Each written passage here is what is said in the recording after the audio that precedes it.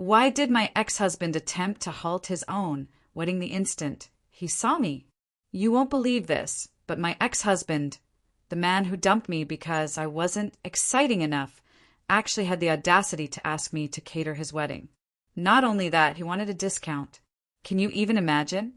It was after 11 years of marriage when he dropped the bomb. You're not exciting anymore. I love you, but I'm not in love with you. You've become predictable, boring. Those were his exact words, and they cut like a knife. My entire adult life had been wrapped up in building a home, a future with this man. I'd worked double shifts to put him through grad school, supported him through 3 different career changes, even moved to 4 different cities for his jobs. And after all that, he sat me down one evening and told me he'd met someone else. Her name was Brooke. She was 26, worked at the gym. He said it just happened, that he couldn't control his feelings, and then the ultimate insult. He hoped we could still be friends because I was such an important part of his life. 8 months later, the divorce was final. He got the house, even though I'd paid half the mortgage for years. I got a small settlement that barely covered my moving costs. At 35, I was starting completely over, with nothing but a suitcase and the cooking skills I'd picked up from over a decade in restaurants. I moved back to my hometown, found a job at a local catering company, and I hustled. Within 2 years, I'd saved enough to start my own business. Every weekend, every holiday, every event I could book, I worked it. My reputation grew for quality food and reliable service. By year 3, I had a small team, a client list that just kept expanding, and I was genuinely proud of what I'd built from absolutely nothing. Then, one afternoon, my phone rang. It was a number I didn't recognize. It was him, my ex-husband. He said he'd heard through mutual friends that I'd started a catering business, and he always knew I was talented in the kitchen. Then he asked if I was available to cater a wedding in June. I asked whose wedding, and he said mine. He was marrying Brooke, and they wanted the best caterer in the area. Everyone, he said, kept recommending my company. He actually told me it would mean so much to both of them if I could be part of their special day. Brooke, he added, specifically loved the menu samples she saw online and really wanted my food. I sat there, utterly speechless, listening to this man ask me to cook for the woman he'd left me for. He saw nothing strange about it. He talked about it like he was asking an old friend for a favor, reminding me we were both adults, and he hoped I'd moved on by now, just like he had. And then, the cherry on top, he asked if I could give him a discount since we used to be family. I don't know why, but I said yes. Maybe a part of me wanted to prove I was truly over it. Maybe I just wanted to see their faces when they realized how well I was doing. Or maybe, just maybe, I really did just want the money. Weddings pay well and business is business, right? I spent 3 months planning their menu, coordinating with the venue and the planner, making sure every single detail was perfect. I never spoke to Brooke directly. All her requests came through him, relayed like I was some kind of assistant. She wanted a 5-course meal, a raw bar, a pasta station, and a dessert table with 7 different options. Everything elegant, but not too formal. He called me twice a week with updates, changes, new demands, always ending the calls by saying how grateful he was that I was being so mature about everything. Wedding day, early June. My team and I arrived at the venue at noon. Ceremony wasn't until 5 o'clock. Plenty of time. I was in the kitchen, organizing stations, clipboard in hand, going over the timeline with my sous chef Peyton. That's when he walked in. My ex. He stopped in the doorway and just stared at me. Chef coat, hair pulled back, completely in my element. After a long moment, he said I looked really good, that the business must be treating me well. He even asked if I was seeing anyone. I told him that wasn't his concern and got back to work. The ceremony started on time. 200 guests took their seats. Music. Brooke walked down the aisle in a big, white dress that probably cost more than my first car. He stood at the altar, looking nervous like anyone does. Then, right before the officiant spoke, he looked toward the building, toward the kitchen, toward the window where I was standing. Our eyes met, just for a second. The officiant asked if anyone had any objections.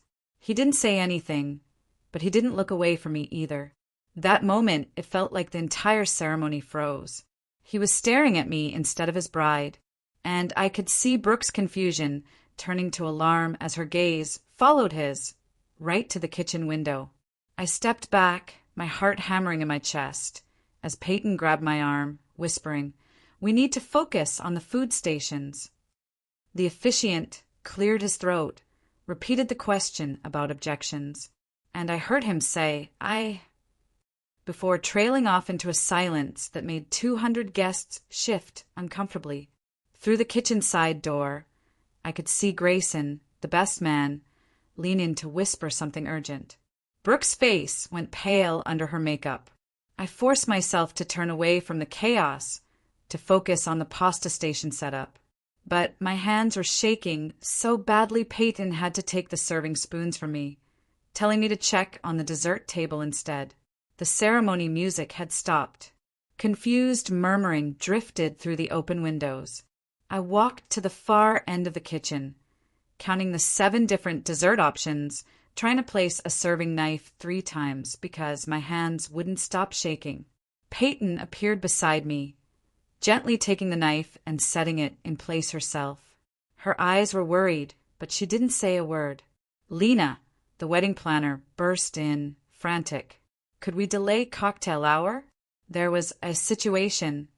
I told her we could hold the hot appetizers, but the cold items were already plated. Timing would be off. She nodded quickly, disappearing back outside. Voices rose in the garden, not quite shouting, but loud enough to carry through the walls. 10 minutes. No ceremony conclusion. Through the window, guests started standing, milling around awkwardly. Brooke and my ex were having what looked like an intense, whispered argument near the altar. Nora, the maid of honor, had her arm around Brooke. Grayson was physically positioned between my ex and the aisle, like he was preventing an escape. The photographer had stopped taking pictures, looking utterly confused. Guests checked their phones. Whispers. Rajesh, the venue coordinator, came to tell me the ceremony was taking a brief intermission and asked if we could serve cocktail hour appetizers early to give guests something to do. I agreed, sent my team out with trays of food, grateful for the distraction of logistics, even as my mind raced with what was happening. My staff moved efficiently, navigating the confused crowd. The crab cakes, stuffed mushrooms, bacon-wrapped dates, they flew out. The guests seemed relieved to have something to focus on besides the drama at the altar. Then my ex-husband appeared in the kitchen doorway, still in his tuxedo, face flushed and desperate. He said he needed to talk to me right now. Peyton immediately stepped between us, telling him this was a professional kitchen, an active event he needed to leave. But he just stared at me, an expression I hadn't seen since our early dating years. Wide, pleading eyes, hair messed up like he'd been running his hands through it. Younger, somehow vulnerable. I told Peyton it was fine and stepped outside with him into the service hallway. Immediately, the words tumbled out. He started apologizing, saying he'd made a terrible mistake, that seeing me today made him realize what he gave up. He looked confident, successful, and he remembered why he fell in love with me. I felt absolutely nothing, just a strange, detached clarity. I watched him talk, like watching a stranger I used to know a long time ago. I cut him off. Are you seriously doing this? On your wedding day, in your wedding tuxedo, while your bride waits at the altar and 200 guests eat the appetizers I prepared? He said he knew the timing was awful, but he couldn't say his vows looking at me through that window. Couldn't promise forever to Brooke, when he just realized he still had feelings for me. You don't have feelings for me, I said, my voice steady. You have feelings about me succeeding without you, after you expected me to fall apart. He looked stunned, started to argue, but I kept going. You loved the version of me who supported your dreams and moved for your jobs and made myself smaller so you could feel bigger. He reached for my hand, but I stepped back fast. I'm here as the caterer you hired, not your ex-wife ready to fix whatever mess you're making of your life. I told him I had 200 people waiting for a 5-course meal, and a team whose timing was already messed up because he decided to have a breakdown at his own altar. You need to figure out what you're doing about your wedding right now, I said, because every minute you stand here talking to me is another minute my scallops sit getting warm and my pasta water boils too long. He opened his mouth to say something else, but Lena appeared at the end of the hallway, looking utterly panicked. Brooke was having a total breakdown in the bridal suite, demanding to know why the ceremony stopped, what was happening, and whether he was actually going to marry her. He looked between me and Lena like a trapped animal. You made this situation, I said, my voice firm. You need to handle it without dragging me into it anymore. I walked past both of them, back into the kitchen. My team looked worried. Peyton caught my arm, asking if I was okay. And I realized I actually was okay. His desperate confession hadn't made me happy or sad, or anything except tired. Tired of being part of whatever drama he created for himself. Tired of him treating me like I was supposed to fix his feelings or validate his choices. I'm fine, I told Peyton. We need to focus on the timeline. I told my whole team we were moving forward with service as planned, no matter what happened with the ceremony. We had a contract. We had a reputation. They all nodded, getting back to their stations. I checked the scallops, still good. Adjusted the pasta water, reviewed the plating. 20 minutes went by. Voices carried from other parts of the venue, but nothing clear enough to understand. Then Lena came back looking exhausted. The ceremony was continuing. We should be ready for the original reception timeline. I nodded, not asking what happened or how they fixed it. I didn't want to know. 12 minutes, I told my team, until we start plating the scallop appetizers. Through the kitchen window, I watched the ceremony conclude. He and Brooke walked down the aisle together, holding hands, smiling. But their smiles, they looked wrong. Too tight, too forced, like they were both pretending really hard that everything was fine. Guests clapped, took pictures, but I could see the whispers. The ceremony moved to cocktail hour. I was arranging garnishes when a woman in a deep purple bridesmaid dress walked into the kitchen. Nora, the maid of honor. She asked if she could talk to me. I wiped my hands on my apron. Nora asked straight out if I was the ex-wife, the one her best friend had been obsessing over for months. The successful caterer Brooke insisted on hiring, even though my prices were higher. I confirmed, yes, I was the ex-wife. Nora's whole face changed, like something just clicked. She said that explained so much about how Brooke had been acting. She said Brooke had been competitive and anxious about me through their entire relationship, constantly comparing herself to the boring wife he left behind, always asking him what I was like, what we did if he ever thought about me. Nora said seeing my success, my business, threatened whatever story Brooke had built in her head about why she was the better choice. I listened without interrupting. Nora kept talking, saying Brooke specifically chose my company after looking at my website and social media. She wanted to prove she could afford the best, wanted to show him she was more sophisticated and successful than his previous life with me. I realized then and there that this whole wedding was never actually about wanting my food. It was about Brooke trying to prove she was superior to me by hiring me to work for her, by making me serve her at her wedding to my ex-husband. Nora watched my face, seeming to understand. I told her I appreciated the context, but I was here to do my job no matter the psychological reasons. Nora nodded, but said I should know Brooke was currently in the bridal suite, demanding he explain why he hesitated during the vows, why he looked at the kitchen instead of her. Nora added that she'd watched their relationship for 2 years, and she had serious doubts about whether either of them actually wanted this marriage, or if they were both just trying to prove something. I thanked her, but said I needed to get back to service. The reception started. I focused completely on executing every course perfectly. Oysters, shrimp, crab legs on ice. Pasta station with 3 different sauces. Main course timed perfectly. My staff moved like a well-oiled machine. Peyton gave me a look that said, "We're doing great despite everything." I heard toast starting, voices carrying through the pass-through window, but I didn't stop to listen. I plated filet mignon with truffle butter and roasted vegetables, checking each plate before it went out. I felt genuine pride in our professionalism, even with all the personal chaos swirling around us. Between courses, a man in a dark suit walked into the kitchen. Grayson, the best man. He asked to talk to me. I stepped aside. He looked uncomfortable, surrounded by my team and cooking equipment. He wanted to apologize for his friend's behavior. Said my ex had been really anxious about this wedding for weeks. Today, everything just came to a head. I told him he didn't need to apologize for someone else's choices. Grayson shifted. He felt responsible, he said, because he'd known about the situation for a long time. My ex, he said, talked about me often. Always said the divorce was his biggest mistake. Always brought me up when he'd had too much to drink or when he was fighting with Brooke.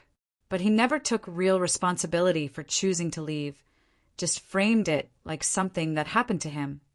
A weird calm settled over me as I listened. Grayson said he tried to be supportive when his friend started dating Brooke, but he could see the pattern forming, the same restlessness that ended our marriage, showing up again. The constant looking for something more exciting or different or new. He watched my ex get engaged to Brooke, mostly because she pushed for it, and he didn't want to seem like he was backing down from commitment again. "Why are you telling me all this?" I asked. "Because you deserve to know that today wasn't really about you," he said. It was about him finally facing the consequences of chasing excitement instead of building stability.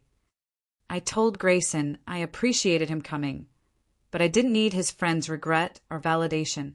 I'd built a good life after the divorce, and his timing today was selfish and destructive to everyone involved, including Brooke. Grayson nodded. "You're absolutely right. He tried to talk his friend out of this wedding months ago, but got shut down. He'd watched my ex chase novelty and excitement while destroying the stable things in his life. It was hard to stay friends with someone who kept making the same mistakes." He thanked me for being professional. "The food is incredible," he said, then walked back out. Peyton squeezed my shoulder without a word. I took a deep breath and refocused. The main course came out perfectly. Filet mignon, truffle butter, roasted vegetables. Compliments started flowing back through the servers. Best wedding meal they've ever had. Someone asks for the truffle butter recipe. "Do you do private dinner parties?" Peyton squeezed my shoulder again. "This is some of our best work." I felt genuine satisfaction. We executed a complex 5-course meal for 200 people, flawlessly. That mattered more than any drama at the head table. I glanced through the pass-through window. My ex-husband at the bride and groom table wasn't eating much. He kept looking toward the kitchen. Brooke noticed his distraction, her face tightening each time. Their conversation looked tense. Nora tried to redirect the mood, but the tension was visible even from the kitchen. I turned away. Their relationship problems were not my concern. I was here to do a job, and I was doing it well. During a lull, a man in an expensive suit walked in. Edmund, Brooke's father. He said he hired my company, and he wanted to personally compliment the food. "Everything has been outstanding," he said. "My guests keep telling me this is the best wedding meal they've attended." I thanked him, saying my team worked hard to execute his daughter's vision. Edmund looked at me for a long moment. "I know there's complicated history here," he said. "I appreciate you didn't let it affect the quality of service." Then he added, almost under his breath, "I'm not sure this marriage is going to last, but at least the food will be memorable." I didn't know what to say. He seemed to realize he'd spoken too candidly, laughed a little. Shouldn't be so honest with the caterer. But then he kept talking. He'd watched Brooke rush into this relationship, this wedding, despite his concerns. She was driven by competition and insecurity, not genuine partnership. My success, he said, clearly triggered something in her, making this wedding more about proving something than celebrating love. He told me Brooke researched me extensively after my ex mentioned I started a business. She saw I was doing well, and that seemed to bother her more than anything else. She wanted to prove she was more successful, more sophisticated than the boring wife her husband left behind. Hiring my company was her idea. He went along with it because the food samples were excellent, and he wanted her to have the wedding she wanted. But he realized now it was a mistake. It put everyone in an impossible situation. I told Edmund I appreciated his honesty, but I was just here to provide a service. What happened with their marriage wasn't my responsibility. He nodded, respected my professionalism, and went back to the reception. I started plating dessert. 7 different options, arranged beautifully. As I adjusted a slice of cheesecake, I saw Brooke standing in the kitchen doorway, still in her wedding dress, but her makeup was smudged, like she'd been crying. Angry and desperate, she asked to speak privately. I glanced at Peyton, then stepped into the hallway. The door closed and we were alone. Brooke didn't waste time. "You ruined my wedding day," she said. "Just by being here, looking successful and confident, you made my husband question his choice." I stayed calm. I reminded her she specifically hired my company. I was here because she requested my services. Her husband's feelings were not my responsibility. Brooke's face crumpled, and she started crying harder. "I know," she sobbed. "That's what makes it worse. She hired me," she admitted, because she wanted to see if I was really as boring and forgettable as her husband described. She wanted to prove to herself that she was the better choice, the more exciting option, the woman worth leaving a marriage for. "Seeing you today," she said, being professional and composed and clearly thriving, made me realize I've been competing with a fantasy version of you that never existed. She said her husband built me up in his mind as this boring, stable person he outgrew. But I was obviously none of those things. I was successful, confident I'd built something real. Brooke said she'd spent 2 years trying to be exciting enough to keep his attention, and now she was realizing that excitement wasn't actually what made a relationship work. I told her I wasn't her competition or her problem. The issues in her relationship existed independently of me. My presence just forced them to the surface. She wiped her eyes. "Do you still have feelings for him?" I answered honestly, "No. I was grateful for the divorce," I said, because it pushed me to build something meaningful on my own terms. I told her I spent 11 years supporting his dreams, moving for his jobs, making myself smaller so he could feel bigger.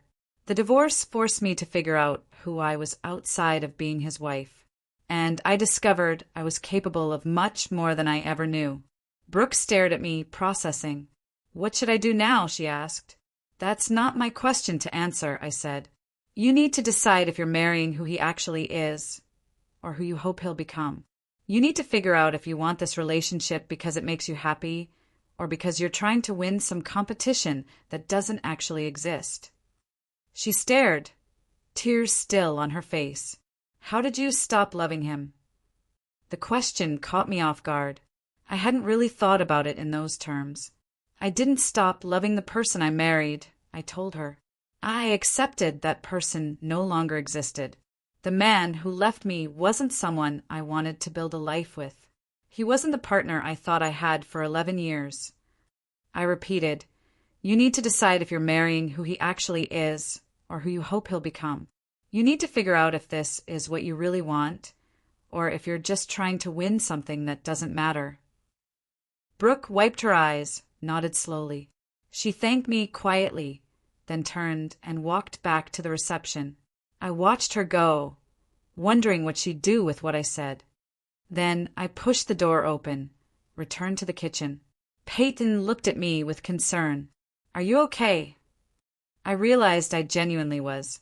These confrontations with my ex-husband and his bride weren't breaking me down. They were making things clearer. I was seeing the whole situation for what it truly was.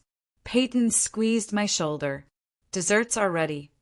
I checked each display, signaled the servers. The dessert course was perfect. Guests moved through the hall, choosing from the 7 options. Chocolate cake disappeared first. Guests took photos of the dessert table. Servers circulated with coffee. The DJ played soft music. One of my team members came back to report multiple guests asking who catered the meal. Someone at table 12 wanted my business card. Deep satisfaction. This is what I built. This is what I'm good at. Lena, the wedding planner, appeared, looking more relaxed than she had all day. Best wedding meal I've coordinated in 5 years, she said. My team handled every complication with grace. Food quality never wavered. She asked for business cards for 3 couples planning weddings next year. I handed her a stack. You earned them, she said, through excellent work under difficult circumstances. As we started breaking down the kitchen, Dorothea, my former boss, stood at the entrance. She smiled, the same proud expression she used to have. She hugged me tight. Incredibly proud of what you've built, she said. Watching you work today reminded me why I knew you'd succeed. Dorothea had encouraged me to start my own business, told me I had the skills and discipline. Seeing her there, at this wedding, felt like having a witness to how far I'd come. She looked around, commented on my team's professionalism, our organized breakdown process. Then she dropped a bombshell. A major corporate client was looking for a caterer for a year-long contract. Executive events, monthly dinners, quarterly galas, breakfast meetings, lunch presentations. A financial services firm. They wanted consistent quality, a reliable vendor. Dorothea immediately thought of my company. The contract would be worth more than I made in my entire first year. It would establish me, provide steady income instead of an unpredictable booking schedule. This was the kind of opportunity that changed a small catering business into a real company. This was what I'd been working toward. I told her I was overwhelmed, thanked her. She waved off my gratitude. You earned this, she said, through consistent excellence and professional integrity. Your reputation is built on more than just good food. People know you're reliable, honest, you deliver what you promise. She added that she heard about the personal complications today and was impressed I maintained quality under that pressure. That was exactly the kind of professionalism her corporate client needed. Someone who wouldn't let personal issues affect business performance. Someone who could handle high-stress situations without falling apart. Emotion rose in my throat, but I pushed it down, still in the middle of an event. Dorothea gave me the client's contact info, told me to call next week. The reception wound down. My team loaded the vans. I handled final paperwork with Rajesh. He mentioned several guests, asked for my business info. The venue wanted to add me to their preferred vendor list, based on today's performance. They only recommended caterers who consistently delivered excellent service and handled complications professionally. He'd seen how I managed the ceremony disruption without affecting food quality or timing. More referrals. More bookings at a beautiful venue. I walked out to the parking lot. The sun had set, garden lights glowing.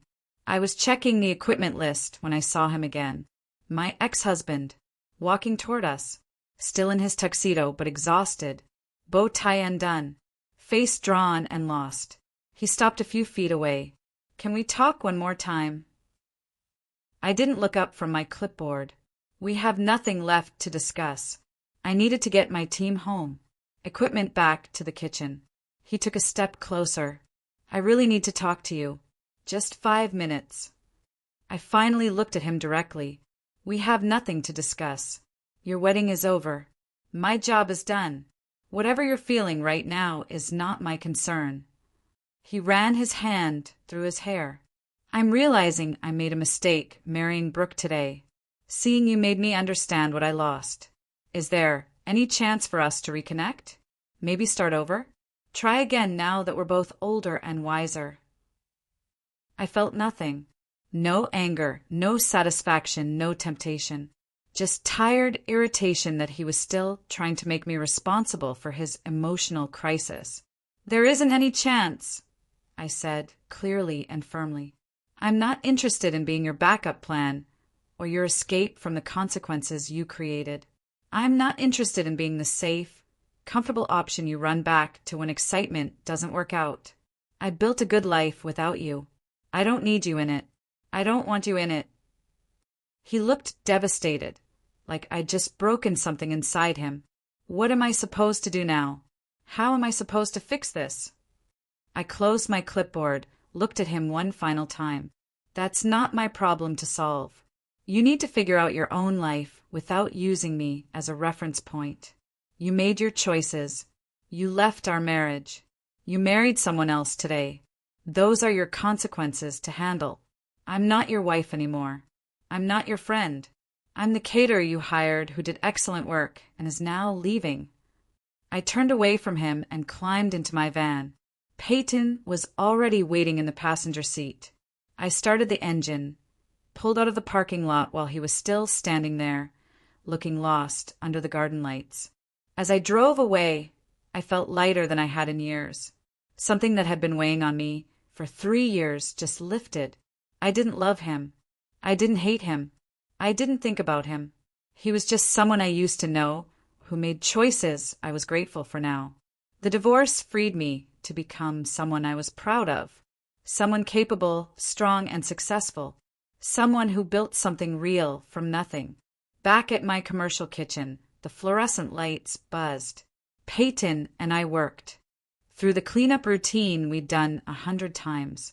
My hands moved automatically, while my mind felt surprisingly quiet. Peyton looked up. I've never seen you handle a situation more professionally or look more clearly over someone. I laughed. She was right. Today, somehow, finished something the divorce started 3 years ago. It gave me closure I didn't even know I still needed. We packed the last of the equipment. I locked up around midnight, exhausted but satisfied. The drive home took 20 minutes through empty streets. I kept replaying that moment in the parking lot. How light I felt, how final it was. I got home late, poured myself a glass of wine, and walked out to my apartment balcony. The night air was cool. I pulled my sweater tighter. I thought about how different my life was from 3 years ago, when I was sobbing in a hotel room with divorce papers. No idea what came next. I'd built a business I was genuinely proud of from nothing but determination and cooking skills. I developed a real reputation. I created an independence I never had during my marriage, when everything revolved around his career, his choices, his needs. I sipped my wine, watched cars pass, and felt grateful for the path that brought me here, even though it hurt so badly at the time. The next morning, my phone buzzed with notifications. Lena, the wedding planner, emailed 3 referrals from guests at the wedding, glowing comments about the food. Dorothea sent details about the corporate catering contract, attaching a meeting request for next week. Peyton texted, had I seen the review online? A 5-star rave about our food and service, specifically mentioning the perfectly cooked scallops and dessert variety. I screenshot it for our website, so proud. My phone rang. My ex-husband's name. I let it go to voicemail. He called again and again. I blocked his number without listening to any of the messages. I didn't need to hear his regrets or confusion. I didn't need to be part of whatever crisis his marriage was having in its first 24 hours. That wasn't my responsibility anymore, and I was done being available for his emotional emergencies. I made coffee, toast, and sat at my kitchen table, going through the referral emails, responding with availability and pricing. This is what mattered now. Building my business, serving clients well, creating opportunities for my team. The following week, I met with Dorothea and her corporate client. I wore my nicest business clothes, carried my portfolio, a tech company that hosted regular executive dinners and networking events. I presented my proposal, showed examples. They asked good questions. Dorothea jumped in, vouching for my reliability and quality. The meeting went so well, they offered me the contract on the spot. A full-year commitment, guaranteed minimum events, premium pricing. I signed it right there, trying not to shake from excitement. This was a turning point. Stable income, prestigious exposure. I took my team out to celebrate that evening, thanking them for the professionalism that made this possible. We toasted to the future. 2 days later, Nora, Brooke's maid of honor, messaged me on social media. Brooke and my ex were in couples therapy, their marriage rocky, but they were trying to work through it. She thanked me for being honest with Brooke. It helped her friends start asking real questions about what she actually wanted instead of just competing with some imaginary version of me. I appreciated the update, but told Nora clearly I wasn't interested in ongoing information about their relationship. I genuinely wished them well, but I needed boundaries for my own peace of mind. Their marriage and their problems were not my concern anymore. Nora understood, respected my position, and said she hoped we could stay in touch professionally since she planned events regularly. We exchanged business contacts. Strictly professional. 2 months passed. My business thrived in ways I never imagined. The corporate contract brought steady work. Wedding referrals kept leading to more bookings than I could handle alone. I hired 2 more team members, started looking at larger kitchen spaces. We were outgrowing our current facility. I toured 3 commercial kitchens, ran numbers, chose the bigger space, signed a 3-year lease. The move took 4 days. We were operational in the new space by Monday. The kitchen felt huge. Separate prep stations, walk-in refrigerators, proper storage.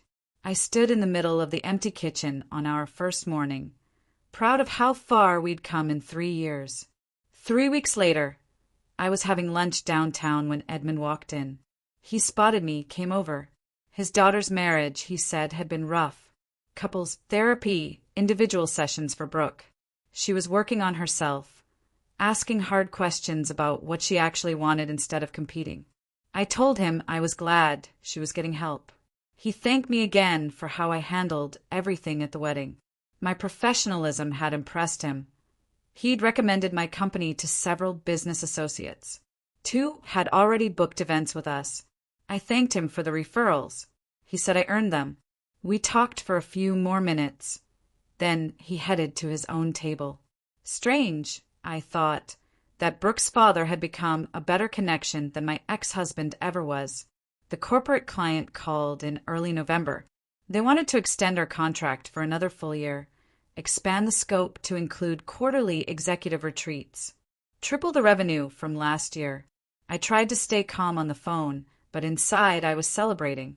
This contract alone could sustain my business, even if wedding bookings slowed. I told Peyton. She hugged me. This is exactly what we've been working toward.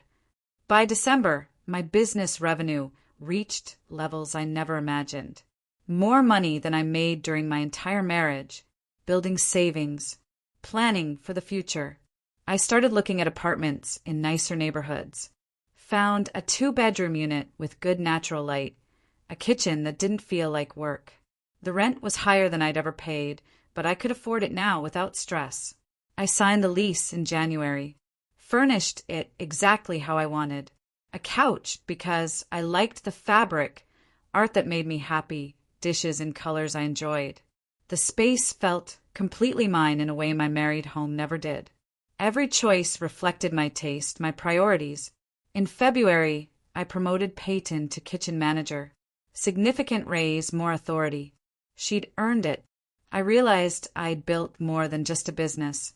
I'd created a team of people who respected each other, did excellent work. These professional relationships felt more solid than my marriage ever was. No pretending, just clear expectations and mutual appreciation. 6 months after the wedding, we were booked for an event at the same venue. Rajesh stopped by. He mentioned casually that my ex-husband and Brooke got divorced after only 4 months of marriage. The news didn't hit me the way I expected. No vindication, no sadness. Just mild curiosity about whether he'd learned anything from the pattern. Rajesh seemed to expect more reaction. I just shrugged. That's unfortunate, but not my concern. We moved on. Later, serving dinner, I thought about how completely separate that part of my life felt now. Their marriage and divorce happened in a world I wasn't part of anymore. I'd built something different, something better, on my own. 2 weeks later, messages from 3 different mutual friends. My ex-husband was trying to reach me. Divorced, wanted to apologize, explore reconnecting. I sent the same response. I'm not interested in any contact or relationship with him. That chapter of my life is completely closed. Not with anger, just as a simple fact. One friend pushed back, saying he seemed sincere. I should at least hear him out. I told her clearly, I don't owe him my time or attention. Moving on means actually moving forward, not circling back to old patterns. She finally accepted my boundary. In April, I met someone at a corporate event I was catering. Jake, a marketing consultant, funny, smart, with an easy confidence that didn't need to prove anything. We talked during cocktail hour. He asked for my card. 2 days later, he emailed asking for coffee. A date. I said yes. We met that weekend, talked for 3 hours about everything except work. He was divorced, had a good relationship with his ex-wife, honest about what went wrong in his marriage without making himself the victim. It was refreshing to build something new with someone who knew me as the successful business owner I was now, not the supporting character I used to be. No history to navigate, no old wounds to work around. My business celebrated its 4th anniversary in June. Revenue 5 times what I made in my first year. A team of 8. A waiting list of clients. I hosted a party at the new kitchen space for staff and key clients. Dorothea came, brought expensive wine, toasted my success. Edmund attended with his wife, telling people how professional I was during difficult circumstances. Lena brought 2 other wedding planners. The room filled with people who respected what I'd built, wanted to be part of its continued growth. I looked around, felt genuine pride in what we'd accomplished. In July, Dorothea called. She was retiring. She wanted to refer all her remaining clients to my company, trusting me to maintain the quality and integrity she built her reputation on. I was honored, overwhelmed. Her client list included some of the most prestigious events in the region. Taking them on would establish my company at a level I hadn't planned to reach for another 5 years. We spent the afternoon going through her client files. By the end of lunch, I'd agreed to take on her referrals. In August, a local business magazine contacted me about featuring my story in an article about entrepreneurs who rebuilt after major life setbacks. I agreed to the interview. Spent an afternoon talking honestly about how divorce pushed me to discover capabilities I didn't know I had. The reporter asked how I went from devastated to running a thriving business in 4 years. I told her it wasn't a straight path, that I had to learn to value my own work, stop measuring my worth by someone else's approval. The article ran in September with a photo of me in my chef coat in the new kitchen. Within a week, emails from potential clients who read the story. Website traffic tripled. We were fully scheduled through next spring. Jake, the marketing consultant, asked me over dinner if I wanted to make our relationship official and exclusive. He'd been patient about my hesitance to label things. I said yes. It felt right, healthy, based on who we both actually were. We talked openly about my divorce and his past relationships, building trust through honesty. He was glad we both learned what we didn't want before we found each other. The conversation felt easy, real, in ways my marriage never did. 2 adults building something together instead of one person constantly adjusting to accommodate the other. 3 weeks later, I catered a wedding for one of Lena's clients. A small ceremony at a historic mansion. Lena pulled me aside. "You're my favorite vendor to work with," she said. "Reliable, creative, handle pressure with grace." She said the disaster wedding where we met actually showcased my professionalism better than a smooth event ever could. She watched me maintain quality and composure when everything was falling apart. The compliment meant more than I expected. I thanked her for the continued referrals. She asked if I was available for a corporate gala in October. I checked my calendar, confirmed the date. We discussed menu options. I felt genuine pride in the reputation I'd built through consistent, excellent work. My business is stable and growing. The corporate contract provides steady income. Wedding season bookings fill every weekend. My personal life is healthy and honest with Jake. We're building something based on mutual respect and genuine compatibility. I've built genuine confidence in my abilities and worth that doesn't depend on anyone else's validation or approval. I think about the woman I was 3 years ago, devastated, starting over with nothing but a suitcase and cooking skills, crying in a tiny apartment, wondering how I'd survive. I'm grateful for the journey that brought me here, even though it was painful and terrifying. The divorce forced me to discover capabilities I didn't know I had, pushed me to build something entirely my own instead of supporting someone else's dreams.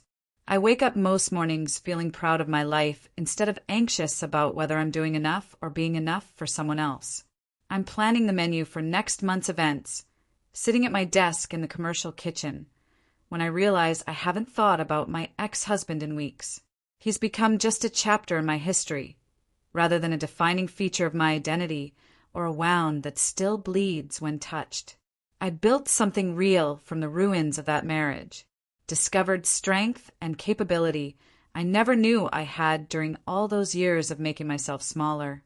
The life I have now is genuinely mine in ways my married life never was, shaped by my choices and priorities instead of constant compromise and accommodation. I look at the calendar filled with bookings, the staff schedule showing my growing team, and feel satisfaction that has nothing to do with proving anything to anyone. This is what I built from nothing. This is what I created when I stopped waiting for someone else to validate my worth or tell me I was enough. So, tell me, if you had been in my shoes, would you have said yes to catering his wedding? Or would you have told him exactly where he could shove his discount? Let me know in the comments below. I'm genuinely curious.